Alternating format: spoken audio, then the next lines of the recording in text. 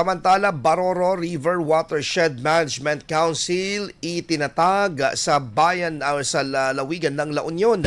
Para sa detalye, kasama natin Idol Neil Moyano.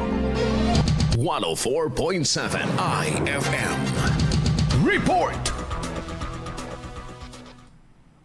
Formal lang itinatag ang Baroro River Watershed Management Council o PRWMC sa isirugang Memorandum of Agreement o MOA signing ceremony ng mga tanggapan sa La Union noong Lunes, Mayo 4. Layunin ng pagtatatag ng konseho na pagtibayin ang koordinasyon ng iba't ibang ahensya at sektor sa pangangalak at pamamahala ng mahigit 19,000 hektaryang watershed. Nasaklaw ang ilang bayan sa lalawigan. Sa ilalim ng kasunduan, inaasang paigtingin ang mga programa laban sa soil erosion, forest fragmentation at iba pang banta sa kalikasan, kasabay ng pagpapatupad ng mga hakbang para sa sustainableng paggamit ng likas na yaman. Kabilang sa mga lumagso aktibidad ang mga kinatuan mula sa pambansa at lokal na pamahalaan, mga ahensya ng gobyerno at civil society organizations na inaasang magiging katuwang sa pagpapatupad ng mga inisyatiba ng konseho. Itinuturing ang pagtatatag ng BRWMC bilang malagang hakbang tungo sa mas organisado at pangmatagalang pangangalaga sa Baroro River Watershed.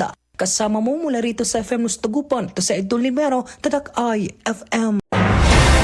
IFM News. IFM News. IFM News.